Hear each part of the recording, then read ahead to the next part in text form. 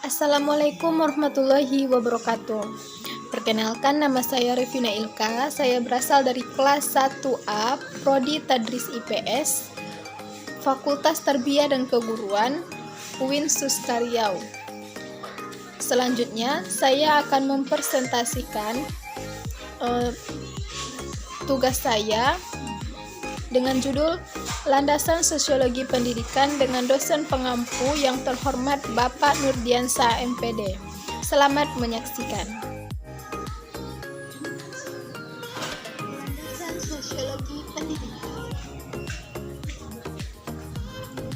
Di sini, materi yang akan kita bahas yaitu yang pertama, pengertian landasan sosiologi pendidikan. 2. Latar belakang historis perkembangan sosiologi pendidikan. 3. Tujuan sosiologi pendidikan. 4. Ruang lingkup sosiologi pendidikan. 5. Fungsi pokok sosiologi pendidikan.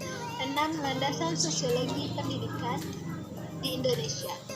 7. Pendidikan sebagai pranata sosial.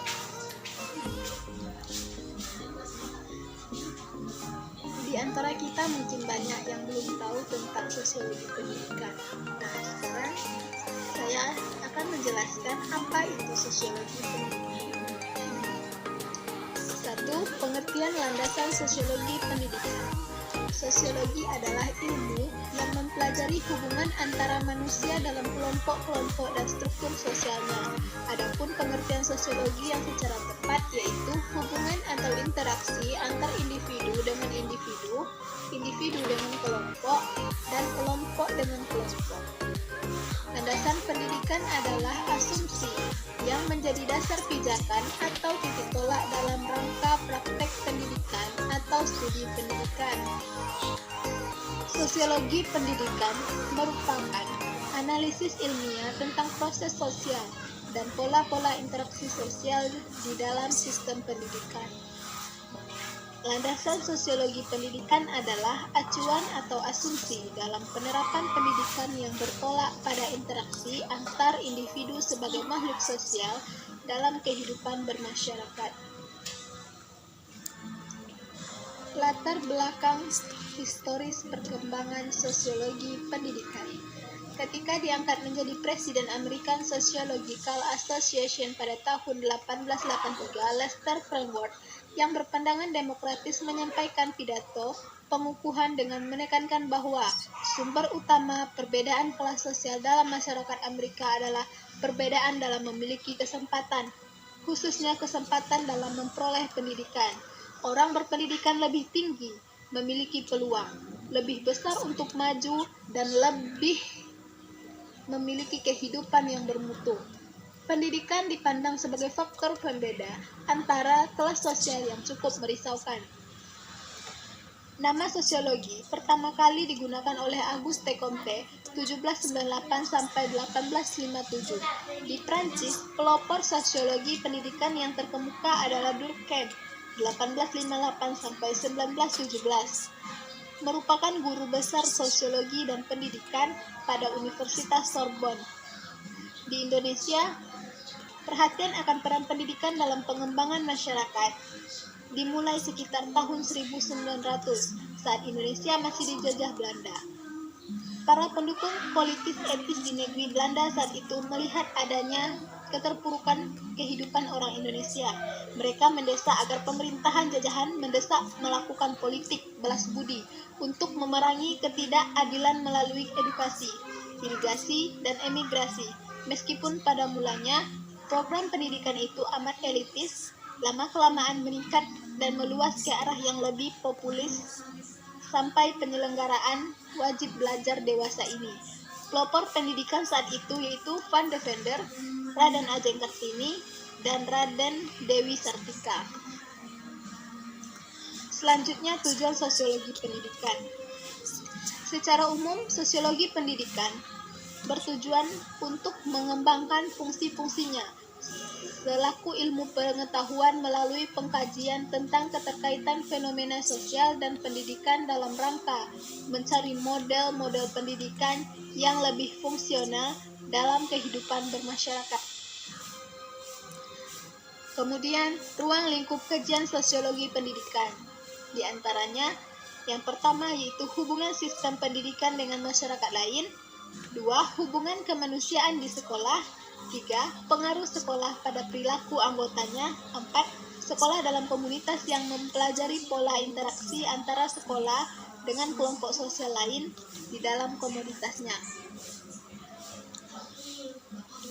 Hubungan sistem pendidikan dengan aspek masyarakat lain yang mempelajari fungsi pendidikan dalam kebudayaan, hubungan sistem pendidikan dan proses kontrol sosial dengan kekuasaan, fungsi sistem pendidikan dalam memelihara dan mendorong proses sosial dan perubahan kebudayaan, hubungan pendidikan dengan kelas sosial atau sistem status, fungsionalisasi sistem pendidikan formal dalam hubungannya dengan ras, kebudayaan, atau kelompok dalam masyarakat. 2. Hubungan manusia di sekolah yang meliputi sifat kebudayaan sekolah harusnya yang berbeda dengan kebudayaan luar sekolah. Kemudian pola interaksi sosial atau struktur masyarakat sekolah. 3. Pengaruh sekolah pada perilaku anggotanya. 1. Peranan sosial guru. 2. Sifat kepribadian guru. 3. Pengaruh kepribadian guru terhadap tingkah laku siswa. 4. Fungsi sekolah dalam modul sosialisasi anak.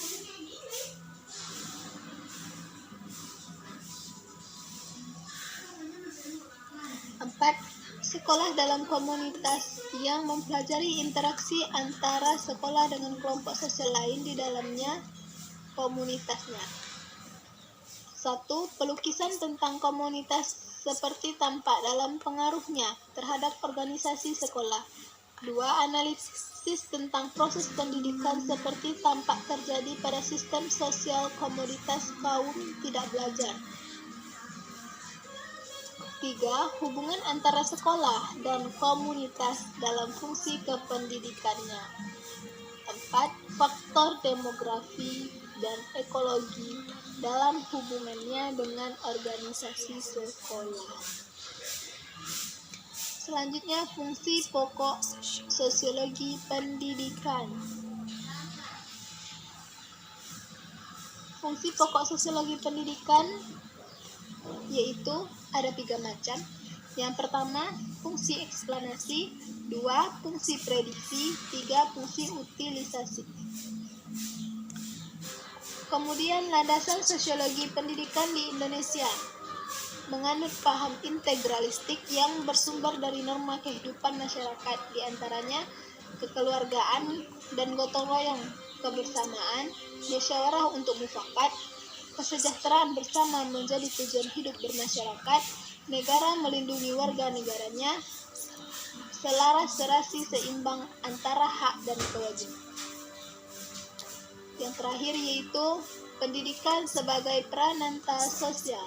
Prananta sosial adalah suatu sistem, peran dan norma sosial yang saling berhubungan dan terorganisasi sekitar sebagai bentuk pemenuhan kebutuhan atau fungsi sosial yang penting. Prananta pendidikan merupakan salah satu proses sosialisasi dan atau enkulturasi untuk mengantarkan individu ke dalam kehidupan bermasyarakat dan Baiklah, itu saja pembahasan tentang sosiologi pendidikan. Terima kasih.